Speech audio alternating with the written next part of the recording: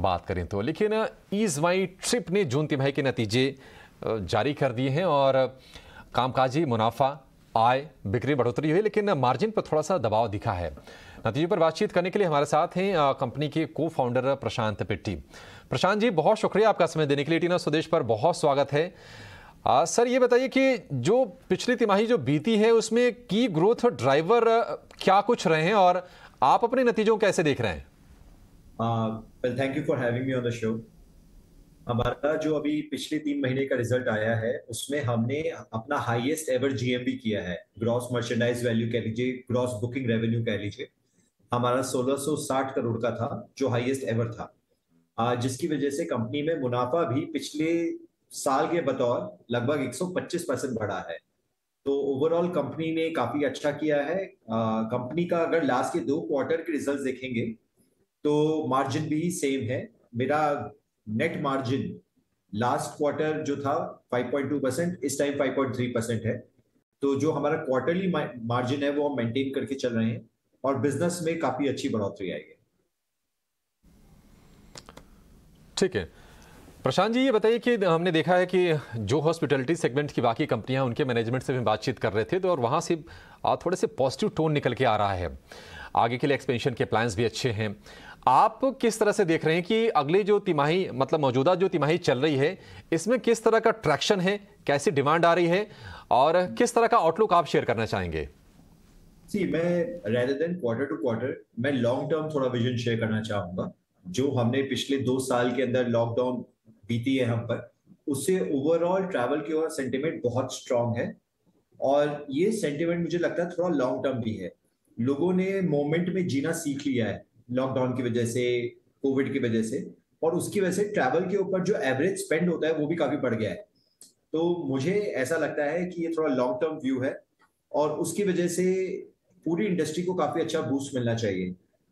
Eight Easymart we are a growing company. हमने बिना किसी फंडिंग लिए, बिना किसी बैंक से लोन लिए सेकेंड लार्जेस्ट ट्रैवल कंपनी बन गए हैं और हमारा कंटिन्यूड फोकस रहेगा to become the number 1 travel company, not just in India but in the world. उसके लिए हमने 6 ऑफिसेस खोले हैं different parts of the world. देखिए, हमारी कंपनी एकमात्र profitable travel online travel company है इंडिया की। तो हम बाकियों के मुकाबले काफी अच्छी एफिशिएंसी पे कंपनी रन करते हैं। तो हमने सोचा है कि हमारे पास में टेक्नोलॉजी है, ऑपरेशंस है, क्यों ना हम यही टेक्नोलॉजी, यही ऑपरेशंस दुनिया भर के यूजर्स को अलाउ करें यूज करना। तो उसके लिए हमने लास्ट क्वार्टर में दुबई में भी हमारा एक मिडिल ईस्ट में हमने एक ऑपरेशन शुरू किया है easytrip.ae के नाम से, जो कि मिडिल ईस्ट के लोग दिराम में पैसे देकर अपनी फ्लाइट बुक कर सकते हैं, अपना होटल बुक कर सकते हैं, which is focused for the middle east region, not for India. तो उसका भी हमें नतीजा बहुत अच्छा देखने को मिला है लास्ट क्वार्टर में और हम उम्मीद करते हैं कि हम इस क्वार्टर के अंदर एक आध लोकेशन और शुरू कर देंगे जिससे हम अपना इंटरनेशनल एक्सपेंशन कंटिन्यू करें। दूसरा फोकस कंपनी का है on the non air part. Air में हमारी बहुत अच्छी महारत है। नॉन एयर जिसके अंदर हो गया होटल, हो गया बस, हो गया ट्रेन, हो गया, उसके अंदर कंपनी की ग्रोथ बहुत अच्छी हो रही है। अगर मैं होटल की ग्रोथ बोलूंगा तो लास्ट ईयर के कंपैरेटिव हमारी 400% हमारी होटल सेल्स की ग्रोथ हुई है लास्ट क्वार्टर के अंदर। तो हमें उसके ऊपर फोकस कंटिन्यूस रखना है, हमें उसको ग्रो करना है। और तीसरी चीज हमें ग्रोथ करनी है एक्विजिशन की तरफ। हम नॉन एयर की तरफ, इंटरनेशनल बिजनेस की तरफ ग्रोथ करना चाहते हैं एक्विजिशन के माध्यम से भी।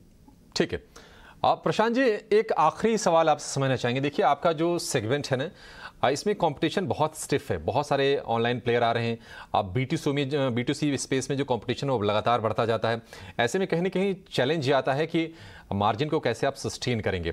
2 चीज़ें आप बताइए, इनोवेशन के फ्रंट पर आपकी कंपनी क्या कर सकती है या फिर क्या कर रही है, और आपको लगता है कि जो मार्जिन के जो फिगर्स आपने जो अभी रिपोर्ट किए हैं ये थोड़े से लॉन्ग टर्म में आप सस्टेन कर पाएंगे इसको?